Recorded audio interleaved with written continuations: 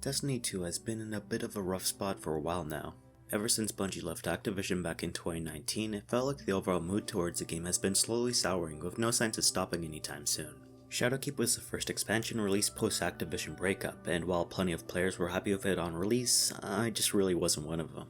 It wasn't bad by any means, and it brought some cool ideas along with it, but overall it felt like too much of a buffer release given how much of the new content on launch felt like it was simply brought over from D1. Add a weak campaign on top of that, which abruptly ends just as soon as it begins, some fairly forgettable seasons, and it made for a pretty weak start for what is now Bungie's publisher-free handling of the series. I was pretty disappointed with it as a casual player, uninstalling it midway through Season of the Dawn and moving on, thinking that I probably wouldn't come back to D2 anytime soon. But boredom and game delays makes fools of us all, I guess, as I've recently spent the past few weeks playing through Beyond Light, and currently I'm 30 hours deep into the expansion at the time of recording this. It wasn't something I was really looking forward to after Shadowkeep, and with all the bad news surrounding Year 4, I truthfully went into it expecting another disappointment. And make no mistake about it, there's plenty of things I don't like about Beyond Light, with quite a few baffling design choices that make for a very rough start to Destiny 2's Fort Fear. But I'm not upset or disappointed by it like how the community currently is with this expansion. On the contrary, I walked away feeling mostly happy with my purchase. There's still plenty of room for improvement, but considering it's an expansion that was worked on during the pandemic and without the massive funding from a publisher like Activision, it ended up being far better than I expected. Mind you, I'm just a casual Destiny player, so I can't talk about every minute detail, but Beyond Light has shown signs of improvement, particularly on the campaign front. The story in particular has a much better hook this time, with your Guardian responding to a distress call from Varix on Europa. His old pal Aramis is currently hunting down anyone that still worships the Traveler, and plans on using the powers of the darkness to build an unstoppable army, so it's up to you to put a stop to it. Structurally, the campaign takes on a bit of a Forsaken-like approach, with the player having to take out the other commanders before having a face-to-face showdown with Aramis herself. It's nothing as mind-blowing really, but it's made special by the return of some beautiful pre-rendered cutscenes which are missing from last year's campaign, along with your Guardian finally being able to wield the powers of the darkness after teasing it by the end of Shadowkeep. Old characters like Eris Morn, the Drifter, and even the Exo-Stranger from D1 show up again, but despite how it appears in marketing, they don't really do much besides stand outside this hut throughout the entirety of the campaign. They don't really do much either besides egg on your Guardian to embrace using the darkness, but it's still nice to talk to them after campaign missions as a form of downtime, almost like a proper RPG. The Stranger this time thankfully has no shortage of things to say, but you won't learn that much about her until you clear the campaign and unlock her post-game missions. But the story is only a small part of what keeps players coming back to Destiny, as the gameplay is a real hook here, and Beyond Light has some welcome new additions this time. The new Stasis subclass is an absolute blast to use, and while you don't get to unlock the subclass until you reach the post-game, it's still great how they let you go nuts with it during campaign missions. What makes a new subclass even better is how fully customizable it is like how things used to be in the first game, but disappointingly you will have to do plenty of busy work to unlock new abilities like grenade types. I would have preferred the standard method of node unlocking like in D1, but I'd guess at the end of the day that's just me preferring a different form of grinding. It's worth noting that Stasis can be somewhat busted in PvP since freezing your opponent puts them in a tough position, and even breaking free can incur a slight damage penalty. Not that the Crucible was the most balanced game type or that was even great at it either, but I still felt like it was something worth bringing up. I also can't talk about Beyond Light without mentioning Europa, which is a destination that's been slowly growing on me over the time I've spent with it. It's admittedly a fairly barren tundra, but its mix of blinding snowstorms in a cool sci-fi setting kind of remind me of something straight out of Capcom's Lost Planet series, and I've absolutely loved exploring because of it. I would have loved for there to be another fast travel point because of how huge the map is, but beyond that, it's definitely become one of my favorite D2 destinations so far. The completion of the new raid also brought along some new content in the form of a simulation activity, heroic patrols, 2 stasis being buffed whenever you entered an eclipse zone. New enemy types being added in is also a welcome addition over the standard method of reskins or larger character models, and I hope this trend doesn't stop anytime soon. Destiny 1's Cosmodrome also returns in this expansion, with its own new content to it.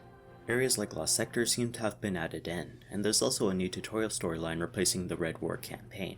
It still opens up the same as D1's opening mission, but right when you get to the end you're introduced to a new NPC called Shah Han, and they have you do a mini questline for him.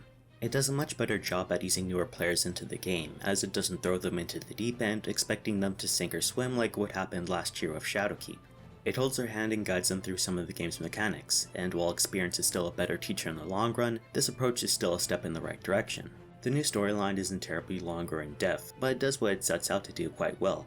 As far as content goes, Beyond Light might be up there as one of my favorite expansions so far, and it's certainly a step up in quality over last year's Shadowkeep, but that's not to say it's perfect either. The Salvation missions, or what little I did of them, just felt like glorified bounties, and the Empire hunts are basically reused story missions, with the exact same boss fights beat for beat. If Bungie's gonna do that, they may as well cut any pretense of this being different content, and just let players replay any story mission they want to on higher difficulty settings for better rewards. And while I enjoy revisiting the Cosmodrome above D2's quality of life improvements, I do feel kind of mixed about older content coming back. Admittedly, I couldn't play much of D1 since its player base was basically dead by the time I got around to playing it in 2019, so being able to revisit it with an active population this time around is very nice. Still, it is less exciting than new content, and though getting the season pass can help with this issue, I can't comment on it since I don't own it. I've never really enjoyed the seasonal activities outside of Black Armor or the Menagerie, and my lackluster time with Shadowkeep's Deluxe Edition made it to where I never really considered about upgrading for more content. But New Light and Standard Edition Beyond Light players are probably going to hit a roadblock soon thanks to the amount of content that's been removed, which is my biggest issue with Year 4 so far. On the plus side, this led to a heavily reduced file size and shorter load times, and considering how much games are bloated nowadays, this is a very welcome change. There's also an argument to be made that a lot of the content is either redundant, too similar to others, or barely touched, and I can't really argue with that.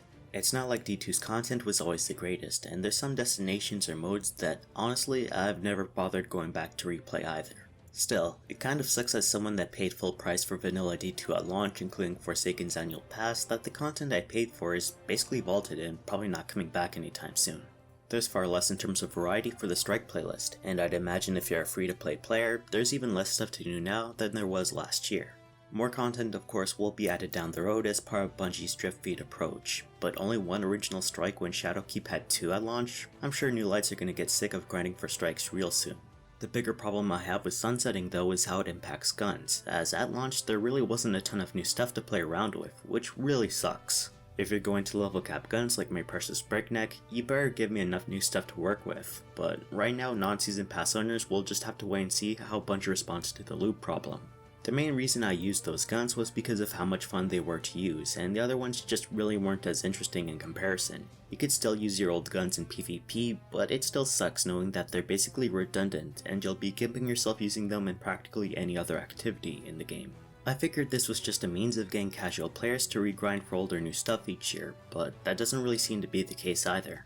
Certain content on the moon still spew out legacy capped gear, which is just mind-blowing that Bungie never took the extra steps needed to update this. Because of this, most of the old expansions are now increasingly hard to recommend to new players, as most of the content is now removed, pointless to do, not very good in Shadowkeep's case, or rewards players with useless gear, and Bungie is still selling these expansions at way too high a price tag because of that. I'm sure Bungie just wants players to focus more on the new content, but with most of the new stuff simply being ported over from D1 and the severe content droughts this game has faced in the past, it'll only be a matter of time before players start leaving, and this really tanks the game, fast. But I guess at the end of the day it wouldn't be D2 if it wasn't in this constant loop of taking one step forward and one step back. If it wasn't for the awful taste left behind by Year 4's changes, I'm sure people would have no problem enjoying this expansion more easily like I did. It's nothing that'll blow you away, and it is still D2, make no mistake about it, but it's still a quality expansion that I enjoyed spending time with. Is it something I plan on dedicating ridiculous amounts of time with like I did for Forsaken? No. But it's still good to where I could see myself recommending it to other people without feeling ashamed by it. If it ever goes on sale at a huge discount and they patch the older expansions to remove the light gear caps, it'll be enough to prove to others that there may be some hope for this series yet. But that's all I have to say for now. Thanks for watching.